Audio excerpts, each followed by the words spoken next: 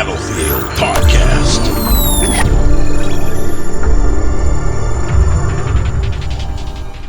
Hi everybody, Ola aka Chalk1 from Battlefield Podcast here with Tim aka Darkness429. E3 has started. We've seen the first of Battlefield 4 multiplayer. We saw some more single player earlier.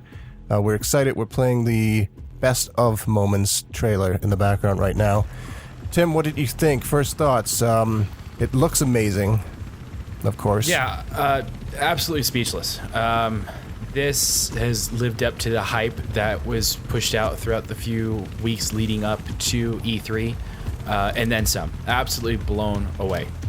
So we got a few things we want to talk about that we've picked up on in the trailer here.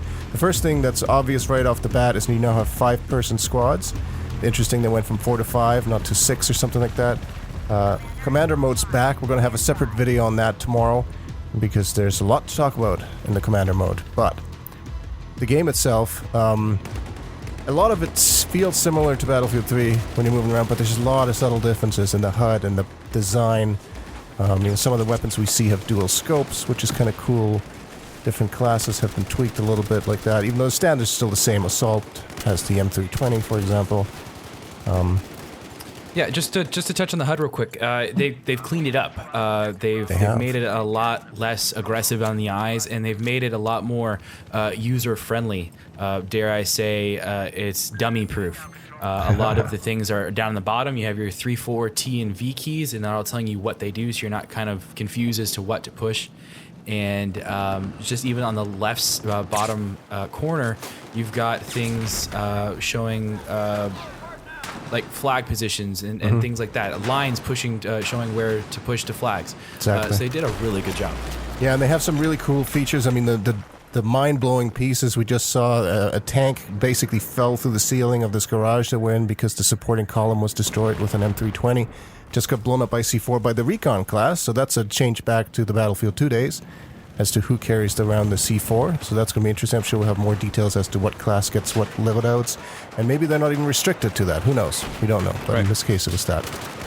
We're also seeing hand gestures from the different squad members.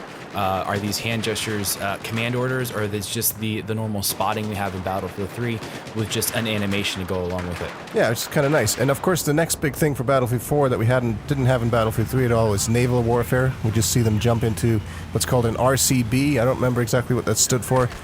But you mentioned it earlier, Tim, and we're shooting here at a couple of other boats and jet skis, which is awesome. This so reminds me of Special Forces when I see this. Yeah. Right, and then as you can see with the RCB, it has a driver with the primary 50 caliber machine gun, and then it has 2 more seats that both have miniguns on the sides, and then it has a 4th seat for a passenger to ride along. The jet skis look pretty cool. They have these nice backs on the back there with the Battlefield 4, the number 4 logo on it. But you can see they've shown off so much destruction, micro-destruction, whatever you want to call it. There's things blowing up left and right, glass shattering, dust everywhere and debris. The player models look great. We see them running into a building here right now. I love the boonie hat on the Recon guy. Just looks, the detail's amazing. And now we're going to see something we haven't seen in Battlefield before, and that is an elevator. Yes. We have not seen an elevator in Battlefield yet. And you get the feeling that some of this is sort of a little bit scripted in the sense that there's an elevator that will take you from one floor to the other. That's it. So there's no, you don't really have any choices. It probably just goes up and down. But these scenes remind me a lot of Close Quarters. This map that they've shown off, Siege of Shanghai. Very different sceneries. You get outside, you get up and down. Right, and a lot of this kind of reminds me, like you said, of Close Quarters. I kind of get this feel of Zeba Tower when I'm watching these guys play. But for a lot of you who have no idea what that helicopter is, that is the Z-10. That is the Chinese attack helicopter that we saw in Battlefield 2.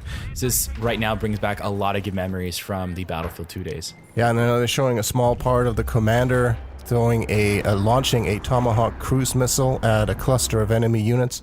This is going to be really interesting. Again, like we said, more in another video on this topic, but I think it's going to be great. There's a progress bar in the bottom left that seems to have something to do with the squad performing its duties, PTFOing, and giving some sort of reward to the team by doing that, which is great to see. Right. Yeah, because for the longest time, EA and DICE have always tried to push the whole idea of squad team play.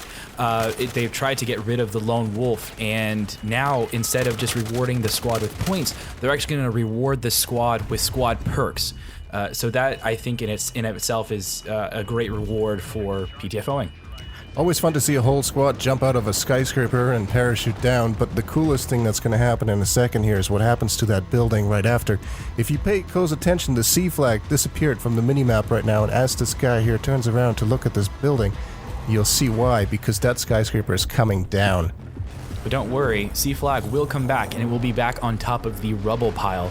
So what's happening is that the map has completely changed the location of C, and then possibly might have changed the way that you attack that flag throughout the progression of the game.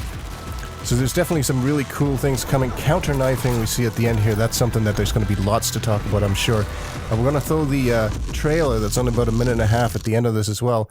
But what did you think overall, Tim, of this multiplayer footage we've seen so far? Did it satisfy what you were hoping for today? It's satisfied and a little bit more. There are a lot of surprises that I had no idea would peek its head out. And throughout the progression of E3 and the more video that we're going to get from DICE and EA, I feel like this is only going to make us want to see more. Yeah, and I think we're obviously going to see more in the next couple days still at E3. I know that some of the big people who are at these conferences at E3 have things planned for us. There's more footage to come, I'm sure, more details as to what the classes are like, the maps are like, the vehicles. So much more exciting stuff to look forward to. And I think it looks great. I think it seems to be just the right combination of new and old, stuff you're used to, and innovation. So... Very much so. I think it's a lot better than completely playing with us and giving us something that's brand new. Rather, they're giving us something that we're really well adapted to at the moment with a hint of new and exciting features.